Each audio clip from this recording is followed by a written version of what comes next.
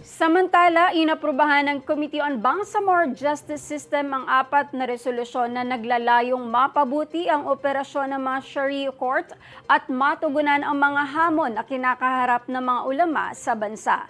Isa sa mga resolusyon ay ang panawagan sa Korte Suprema na magtalaga ng isang Deputy Court Administrator upang mangasiwa sa mga Sharia Court na tutugon sa mga usapin ng pamamahala ng mga kaso at pagtatalaga ng mga mahistrado. Kabilang din sa mga resolusyon ang paghikayat sa tanggapan ng Pangulo sa pamamagitan ng Korte Suprema at ng Judicial Bar Council na magtalaga ng isang Islamic Law Jurisconsult. Ipinanukala rin ng Committee ng Bangsamoro Darul Ifta na magbuo ng isang study group upang pag-aralan ang pagkakaisa ng mga ulama organization at ang pagtatatag ng isang National Council of Ulama. Ayon kay Committee Chair Jose Lorena, na isa sa pinal ng committee ang mga ulat na ito at isusumite sa plenaryo sa pagbubukas ng session sa Abril.